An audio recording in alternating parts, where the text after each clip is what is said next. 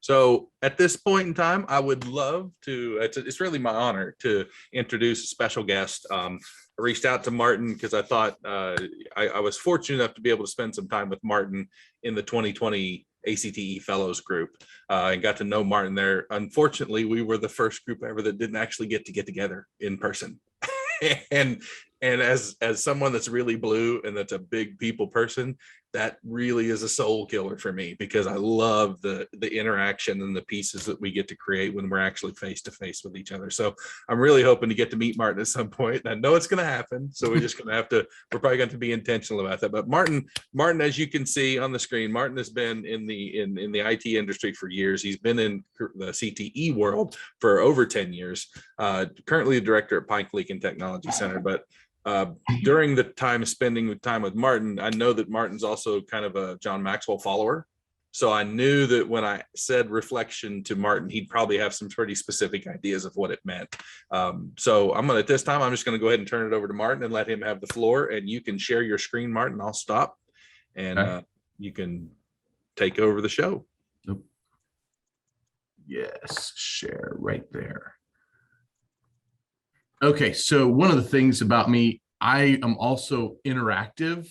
And so if you've never used Mentimeter, today is your day. You get to use Mentimeter. So I'd like for you to go, as I'm pointing to my screen that you can't all see, go to menti.com and it'll ask you to enter that code 92073046. That code will be up there the entire time during the presentation. There's going to be some time for you all to give some feedback and to participate in some reflection type activities as we go through this. Now I know I've got about 20 minutes, so I'm going to put on my fast preacher voice. One of the things that I do when I'm not here at school working is I'm also a pastor. So I do a lot of speaking and I speak fast. So buckle up and hang on, and we're going to have some fun this afternoon. So again, hop on if you can to Menti. It'll really add to this presentation. And I think at the end, I can export this as a PowerPoint and I'll send it to Mark so that he can share it out with the rest of you guys. Because again, there's some good things in there and there's some tools at the end. So we're going to start off, if I can get this to work. Apparently, Menti is not wanting to work for me. Let's try that again. Present. Of course, it worked fine when you used it earlier. Yeah, there we go. All right, so first thing that I'm going to ask is I'd like for you to respond to the question on your screen right now. It's 3 questions. Do you strongly agree or do you strongly disagree that students routinely use reflective thinking, teachers routinely use reflective thinking, or finally, reflection could help my school? So I'm going to give you a couple of minutes to start answering those questions. And I'm just going to share a couple of things. I love the idea of using wine to reflect. That's not one that showed up on my list of tools, but hey, you know what? It came out today, so go ahead and use that one. I love it. I mean, that's just awesome. So, you know, as we go through this, we got 6 of you.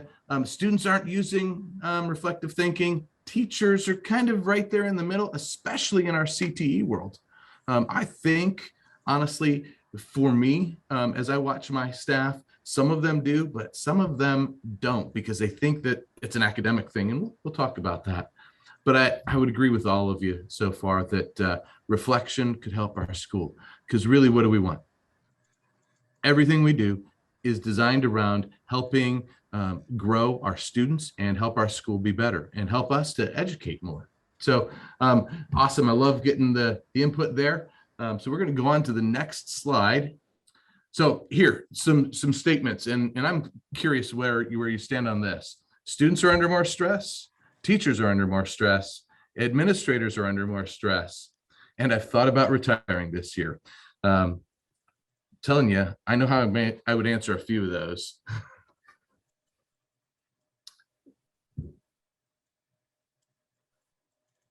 Yeah, so we're all under stress. You know, today I was sharing with Mark as we came in. Today has been a crazy stressful day. And if I didn't have this, I might not be here today. It's been a rough day. As an administrator, stress. I'll be honest, I hadn't thought about retiring until I got my public school retirement notification that I could retire next year if I really wanted to. And man, it's up there for me, right? Because we've been dealing with COVID and so many other things. And we are all, if you're in education, you're probably a face-to-face person. You're interactive. You like to be with people. And we've spent a year and a half, 2 years where we're not together. So yeah, it's so much more stress. Thank you again for adding to my body of research that we're all under a lot of stress. None of these numbers surprise me. I figured we would be in those upper numbers. So yeah, we're all under a lot of stress. So reflection is going to be that thing that is going to help us with reflection. And as I look at what we do here, what I've encouraged my staff and students is we use reflection in our teaching practice as CTE teachers. As CTE practitioners, we need to use reflection in so many different ways. And we need to have our students learn reflection as well. And I know I'm preaching to the choir here. If you guys are listening to this, I know you know this. And so how do we take this stuff? What do we do to make it easier for our staff and students? And so again, I was thinking about a couple of things, and interestingly enough, you mentioned John Maxwell, and I got a quote from him up here. So why do we use reflection? Peter Drucker said that when we follow effective action with quiet reflection, it comes more effective action. We grow ourselves better and better. And John Maxwell, man, what a great statement, that when we when we reflect on our experience, it's insightful. It takes us to that next level. And for all of us in education, we need to be at that next level for us, for our other teachers and administrators and people we interact with, but most of all, for our students. Hands down, we got to do this for our students, but it also does help us. So continuing on, I said, seriously, why? Why do we really need to do this? If you haven't heard, there's this thing called the Great Resignation happening right now. 40% of the global workforce is going to resign or retire during the next year or two. That's all of us. That's education. That's across the board in the global workforce. And the reasons why, it's hard. Life is hard right now. We don't know how to handle hybrid or online, which is one reason why I wanted to use this Menti thing, because if you haven't used it, I want to show this tool so that you can communicate differently online. There's concerns about health and safety, the high levels of stress. I mean, all of that stuff, and reflection is going to help us deal with each and every one of those things. So how does it help our teaching practice? One, it helps us to continually improve our day-to-day, week-to-week lesson plannings. When we stop and think about how did that lesson go, we're only going to get better. One of the things that just happened recently, I am an adjunct instructor for University of Central Missouri, teaching in the CTE world, teaching pre-service and in-service teachers how to do better. And each time as we talk, it's all about reflecting and doing better in our lesson plans. How do we present more and more? It's going to help take the stress and blame off of you. If you take the time to reflect, the issues are not become less about your fault, but more about how do I make it better? I know for me, I go home so many times, I mean, this day was terrible and it's all my fault. And the weight of everything is on top of me. But when I take some time and reflect on what really happened, that weight comes off of me. And again, as I've said a couple of times, this isn't just for academic teachers. While it seems like it might be, many of my teachers ask me, well, that's what those math teachers do. No, it's also what we do as CTE. So it's for all of us. So how does it help our students? Talk about growth in critical thinking. Oh man, leaps and bounds of critical thinking growth. John Dewey says we don't learn from experience, we learn from reflecting on experience. So we need to remember that. I want to get into some things of what it looks like. All of these pictures, by the way, are copyright free. Long story, but just know you can share these pictures. So what does it look like for us? It doesn't have to be difficult. At the end of the day, take 15 minutes and just pause. For me, when I first started my teaching career, I had an hour drive one way. I had an hour to pause and reflect. I got a 10-minute drive. So I do my reflection now before I leave the building. And I ask my teachers to do the same thing. Just stop. Don't do anything. Don't plan to rush out here. Just pause. What went right? What do you want to change? And what do you need to stop? And while you're reflecting, don't make it just you reflecting on what happened. Pull in peers. Pull in your students. Some of the greatest things that I still go back and look is student surveys. I still have student surveys from when I was in the classroom. Get those and hang on to those. I still have, it's called a praise wall or a praise journal. Make one of those. On those days, and I'm telling you, when I get home today, I'm hitting my praise wall journal and I'm going to reflect on, man, this day, but hey, it's not me, it's whatever happened. The opportunity to see what your peers and what your students say about you, whoa. Talk about helping yourself out. Another way you can use exit slips. Just reflect on how that's getting that student input. How well did my lesson go today? What did you learn today?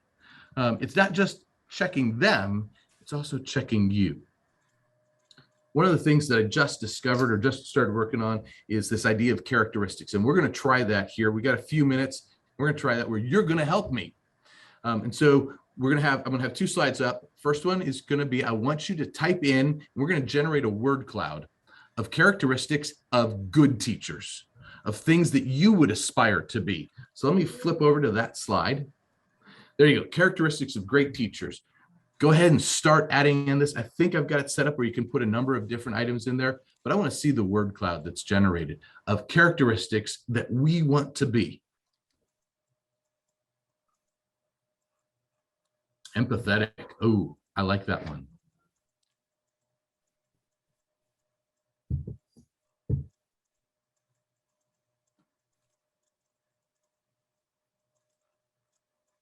Oh, yes.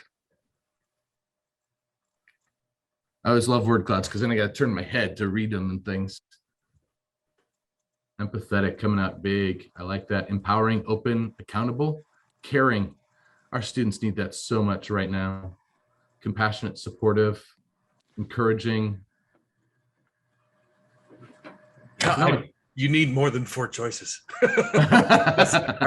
There's so much more I want to write there, but I only had 4 chances. Man, what? Okay, hang on a second. I know it's going to save it, but I want this for me right now. What a great set of things today. When you are done for the day, I want you to reflect on this list.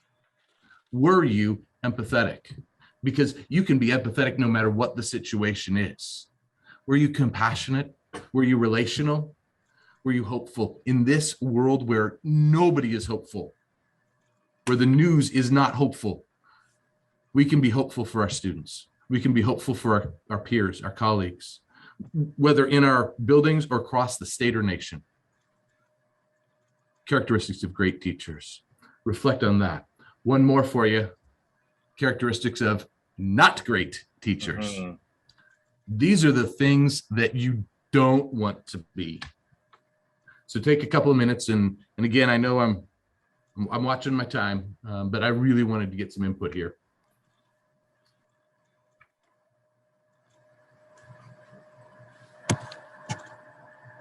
You guys only have 4. I don't get to add any, so you know.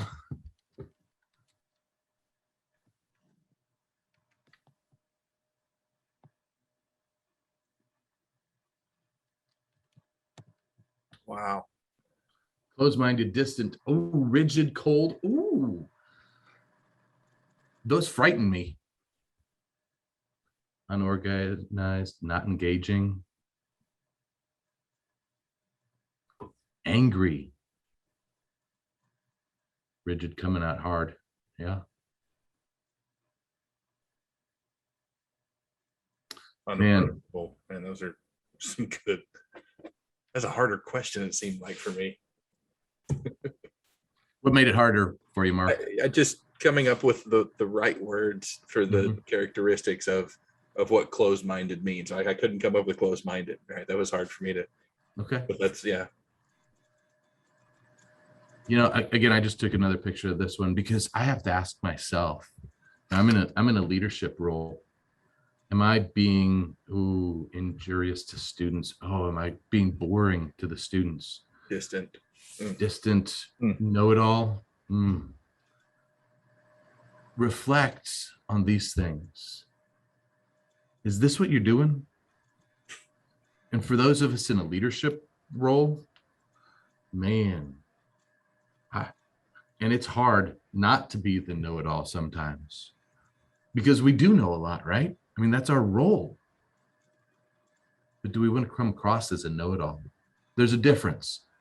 Experience versus a know-it-all. I want to be known for my experience, not for being the jerk who knows it all. So reflect on these today. Did you have any of these attitudes? And if you did, what do you need to do in your life to change those? Another way to look at this is, who in your building had these attitudes towards you? And that impacted you. How would you respond to them? How can you not respond to them? Because let's face it, we all have bad days. So maybe that's what it is. But it's that process of reflection that helps us think through those. I'd encourage you to do this with fellow teachers. Do it with your students. Man, what a way to find out what they like and what's going to help them learn better. So think about that one. We're going to go on. So again, what are some things that it looks like with our students? Classroom discussion time. And these are just a couple, and I've got some examples that I want to share with you on these from my staff here. So I just got 3 of them. Classroom discussion time, reflective assignments, and journaling. So the first one, so classroom discussion time, my health science students go on their clinical sites, and they come back, and every Friday they sit down and they talk about how did their clinical visits go? What did they get to do? What did they learn? What went wrong? What did they learn about how to be in healthcare?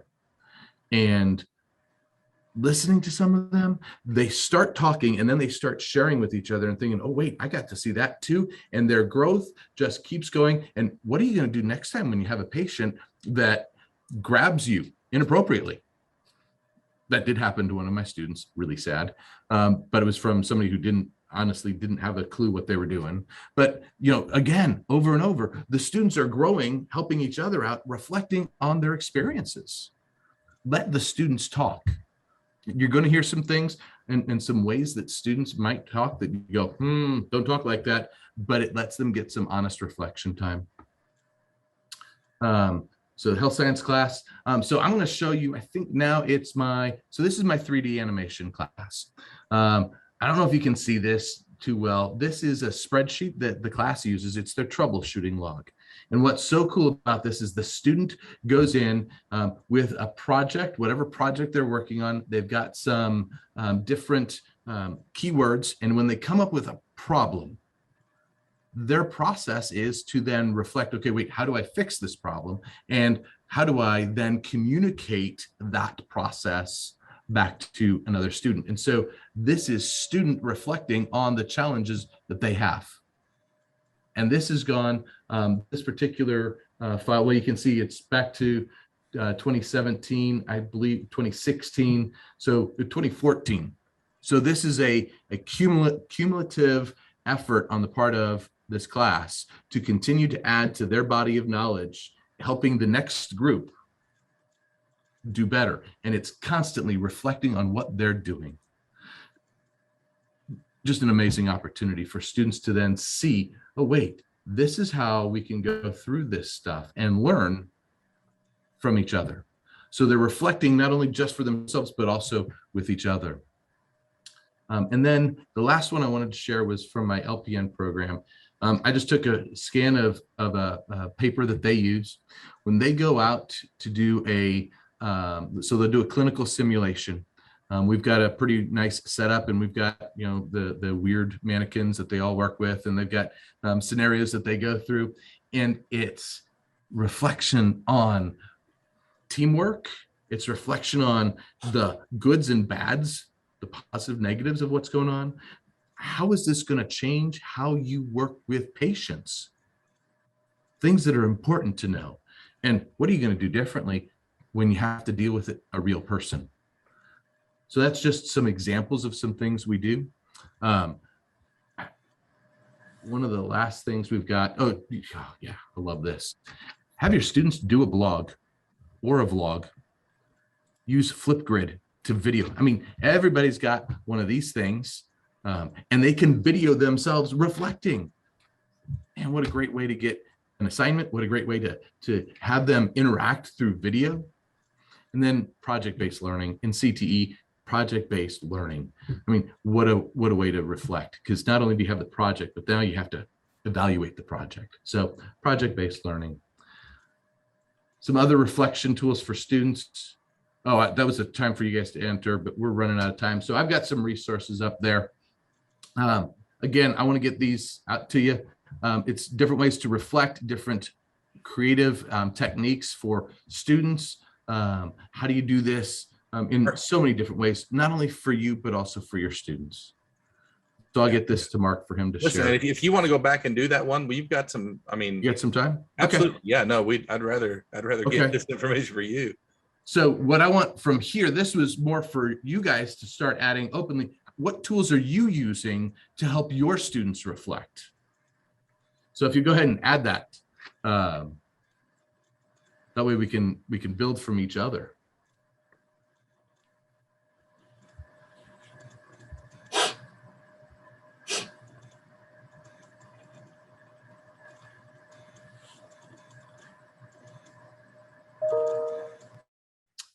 Who was that wrote that? There's an amazing comment in the chat. Somebody said it shouldn't be a stretch for the teacher. It just needs to be part of their everyday practice and make it an overt attempt to embed it in everyday lessons. So true. This is not something that we do once a week. This should be every single day. We have our students and ourselves reflecting. Absolutely. Let's see who wrote that. Miriam. Love it.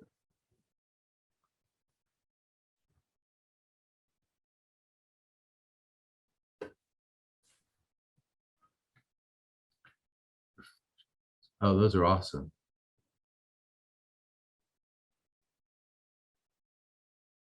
So I'm going to ask, as we're continuing on this, you'll all have my cell phone number. Well, if you want my cell phone number, I'll gladly give it to you. Put it in the chat. My email address, I'll put it in the chat, but it's also going to be on the last slide. I'd love for you guys to send me some more information about what these things look like for you, because then I want to share them with my staff and across the state. And then, we can get them to Mark and we can share those out to everybody. Sorry, I add more work for you, Mark, there. Hey. But open-ended questions, suggestion box, index cards, 1-minute paper. Ooh, I like these. All right, so whoever put 1-minute paper up there, I want you to add something in the chat for me. How does that work with CTE? If you've got somebody that is focused on hands-on, what does that look like? Because I've got some ideas, but I want to hear what that looks like for you. Sorry, whoever did that, I just put you on the spot. Sorry.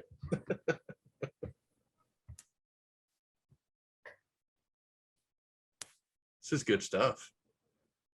And it's the interaction that I think that's the neatest thing I like about this Menti, is that it gives us a chance to get that audience participation when honestly, if we had this just an open mic, it would be chaos. Yeah. So here's the cool thing about Menti, just to let everybody know, as we're waiting for a chat comment. Menti is actually free for educators. You can do 2 quizzes per presentation if you do the free version. And if you need to have more than 1 question or more than 2 questions, you just do multiple presentations, and Mentimeter is okay with that. I went ahead because I wanted to have more questions in here, and I thought it'd be just really confusing for me to swap presentations. I went ahead and paid for it. The word of caution for using Menti: if you use a debit card, they're a not United States company, so your debit card will not work to pay for it. Interesting. I think there's your answer, Martin. I think the yellow box is the. Oh, okay. I think Awesome. that's the answer to your 1-minute paper. Perfect. Gathered in groups in pairs and only one person writes. Oh, I like it. I like that. And that would work well even in a CTE environment. Thank you guys for contributing. I really do appreciate it. Those are those resources. It's a chance for you to ask questions. I put this in here because, hey, I wanted to experiment with what it looked like. But we also have the chat box. So if you've got any questions, let's toss them out there and we can answer them and or save them or put them in the chat box. Either one works for me.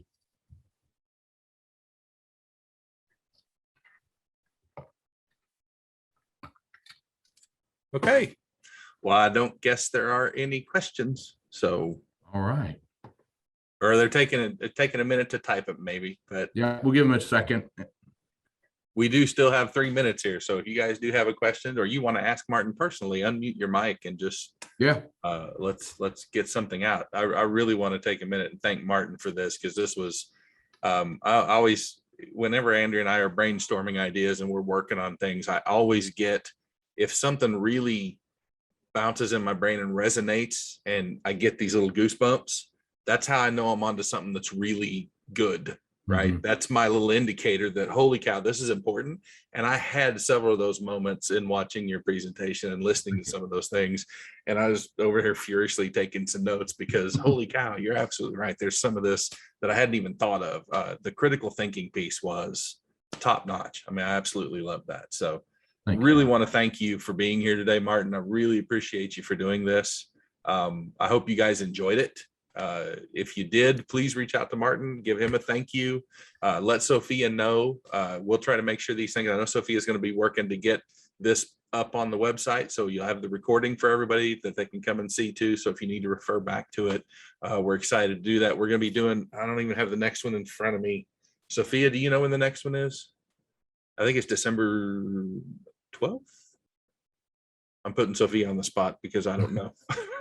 Wait a second. I think I've got it. December 16th. December 16th, we're going to have the next one of these, and it's going to be cultivating engagement in CTE students. So look forward to having you guys here. Want to respect your time. Again, thank you to Martin. Thank you to everybody for coming. I hope you guys got something really good out of it. Really appreciate y'all. Reach out anytime if we can do anything. I'll make sure everybody's got Martin's information as well, so you can have that. And you guys have a wonderful, wonderful afternoon. It gets better from here. Amen. Hey, thank you for having me, guys. I really appreciate it. It was a lot of fun. Martin, thanks very much, man. Thank you. You guys have a great Thanksgiving. Yeah. Have a happy Thanksgiving, everybody. Take care.